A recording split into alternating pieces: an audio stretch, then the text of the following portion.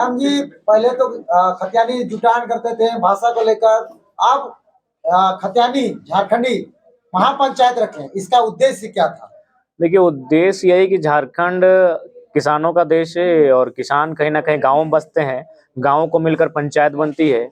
उसी पंचायत के माध्यम से कार्यक्रम को रखा गया था और हमारा आंदोलन भी कहीं ना कहीं भले ही आगाज हुआ था छात्रों के बेस पर, लेकिन इस आंदोलन को मजबूती तब मिली जब हमारे इस आंदोलन में विस्थापित किसान जुड़े, फैक्ट्रियों में काम करने वाले मजदूर जुड़े हैं। तो कुल मिलाकर अब हम हर किसी को साधते हुए अपने आंदोलन का अगुवाई करेंगे। आपने तो घोषणा कर दी गिरिडीह लोकसभा। अभी जिस तरह से सोशल मीडिया में और बैनर पोस्टरों में दिख रही है, हजारीबाग लोकसभा में संजय मेहता की। हाँ, बिल्कुल दावेदारी रहेगी, उनकी दावेदारी रहेगी, लेकिन चूंकि हम लोग चाहेंगे कि उसको मीडिया कॉन्फ्रेंस के माध्यम से बकायदा लिखित कहें और गणतंत्र दिवस के शुभ अवसर पर कहेंगे। आप तो सेनापति बन गए, अब आपकी सेना कितना आपको सपोर्ट करते हैं 24 में, वो क्या सोचते हैं उस विषय में? देखिए, वो जाहिर सी बात है, सेनापति उन्हीं के माध्यम से बने हैं, उनके संघर्ष से बने हैं, क्योंकि अकेले कोई सेनापति नहीं बनता है। सेनापति वही बनता है जिसके पास एक विशाल सेना होती है। तो उस सेना ने 2 सालों में जो विश्वास दिखाया है, उसी के विश्वास के तर्ज पर हमने कहा कि उस सेना के सेनानायक को मैदान में उतरने की आवश्यकता है और हम लोग उतर भी रहे हैं तो उनको मनोबल बढ़ाने के लिए। बहुत सारे लोग, आपने एक प्रतिष्ठित न्यूज चैनल में कहा था कि अपने केंद्रीय टीम में भी संशोधन भी की जा सकती है। 4 दिन हो गए, अभी तक कुछ चर्चाएं नहीं आ रही। हाँ, बिल्कुल संशोधन हो चुका है, लेकिन संशोधन को इम्प्लीमेंट करने का एक टाइम और अवसर होता है। और गणतंत्र दिवस का जो दिन है हमारे लिए वो शुभ दिन है।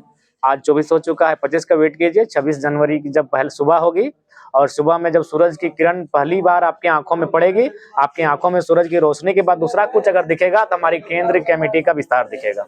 अब तक इस तरह की जनसभाएं जेबीकेएस अलग अलग जगहों पर करती रहेगी।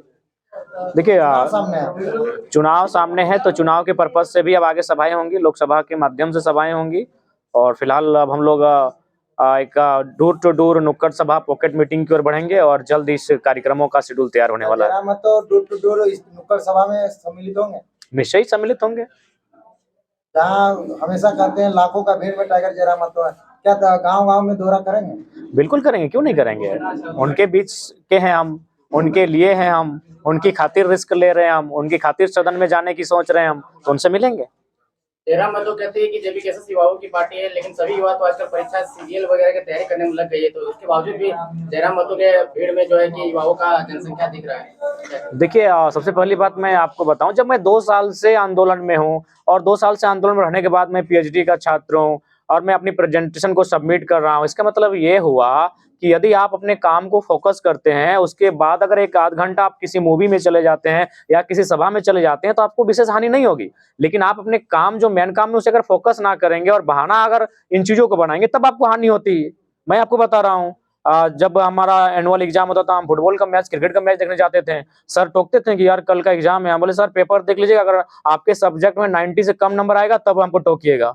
और बिल्कुल मुस्कुराते हुए आके बोलते थे यार कैसे ऐसा होता है। बोले सर सचिनवा जितना रन बनाता है उतना माइंड ठीक होता है, उतना अच्छा लिखते हैं। अच्छा, आपकी पार्टी में कौन-कौन से दूसरे पार्टियों के लोग सम्मिलित हो रहे हैं? सूत्रों से माध्यम से पता, हर एक आपके कार्यक्रम में मैंने अलग-अलग पार्टी के लोग, सभी दलों के लोग, देखिए, जो झारखंडियत को समझते हैं, जो समय की मांग को समझते हैं, वो हमारे साथ जुड़ रहे हैं, चाहे वो बीजेपी से हो, जेएमएम से हो, आईएसयू से, कांग्रेस से हो, आरजेडी से हो, सभी लोगों का स्वागत भी है। क्या उसको कैंडिडेट की मतलब कि देखिए, कैंडिडेट की घोषणा तभी होगी जब रायशुमारी होगी, जब उस क्षेत्र में, जैसे मान के चलिए हजारीबाग लोकसभा, तो मान के चलिए हमारा मांडू में टीम अच्छा खासा है, रामगढ़ में अच्छा खासा टीम है, बड़का गांव में अच्छा खासा टीम है, विशुनगढ़ में टीम है, तो उनकी सहमति के बाद ही हम लोग इस तरह निर्णय पर पहुंचे हैं। तो इसी प्रकार जब भी कोई निर्णय लिया जाएगा किसी लोकसभा कैंडिडेट का, विधानसभा कैंडिडेट का, तो उस क्षेत्र में जितने प्रखंड होंगे, अगर लोकसभा है तो जितने विधानसभा होंगे, वहाँ रायशुमारी ली जाएगी। वहाँ के जो नेतृत्व करता है, जो आंदोलन को लीड करते हैं, उनसे चर्चा परिचर्चा होगी, उसके बाद डिस्कस किया जाएगा। राम जी, बहुत सी पार्टियां हैं, कुछ ना कुछ चुनाव आता है तो अब बांटते हैं, कोई कुर्सी बांटता है, कोई गैस का चूल्हा बांटता है। आप भी चुनाव में है तो क्या बांटने वाले हैं? हम लोग कानून की किताबें बांटेंगे, संविधान की किताबें बांटेंगे, हम लोग के पास जो जानकारी है उसे साझा करेंगे, हम लोग प्यार बांटेंगे, हम लोग इंफॉर्मेशन बांटेंगे, हम लोग इस राज्य के भला कैसे, उस पर चर्चा परिचर्चा करेंगे। हम लोग धन बल का किसी प्रकार से कोई प्रयोग नहीं करेंगे। ये जो बांटने का प्रचलन है अगर उसे बांटना ही है तो ज्ञान बांटा जाए, बांटना ही है तो आपसी सहयोग बांटा जाए, मेल मोहब्बत बांटा जाए, हम लोग उसे बांटेंगे। आज आप एक बहुत बड़ी बात कह गए कि 500 सालों से जो मुद्दा लटका हुआ था वो सॉल्व हो सकता है, तो 1932 सॉल्व क्यों नहीं हो सकता? बिल्कुल, ये अगर लोकतांत्रिक दृष्टिकोण से देखा जाए तो मैंने कोई आपत्तिजनक और ना ही कोई मैंने त्रुटिपूर्ण बात कही है। मैंने एक तार्किक बात कही है। आखिर ये जो मैंने संघर्ष चल रहा था ये कई वर्षों पुराना था, कई दशकों, कई वर्षों पुराना था। तो आखिर उसका समस्या जो थी उसका समाधान लोकतांत्रिक तरीके से हुआ। तो हमारी भी जो मांगे हैं 1932 आधारित स्थानीय नीति, जो लोग अंग्रेजों का टैगलाइन का हवाला देते हैं, उसका भी समाधान होना चाहिए लोकतांत्रिक ढांचे से। संविधान लेकर के आप चलते हैं, लोकतंत्र पर बहुत भरोसा है, तो क्या लग रहा है 1932 का जो मसला है सॉल्व नहीं हो सकता? बिल्कुल हो सकता है। वही तर्क हमने रखा कि राम जी ने अपने साथ साथ तमाम 1932 खतियानधारियों को भी एक शुभ संकेत दिया। उन्होंने अपने साथ साथ विस्थापितों को संकेत दिया कि उनकी जमीन का अधिग्रहण मान के चलिए 500 साल पहले हुआ था, हमारी जमीनें 50 साल पहले अधिग्रहित की गई है, हमें भी वापस मिलना चाहिए। वही हमने तर्क दिया कि उन्होंने विस्थापितों को भी हिम्मत दिया।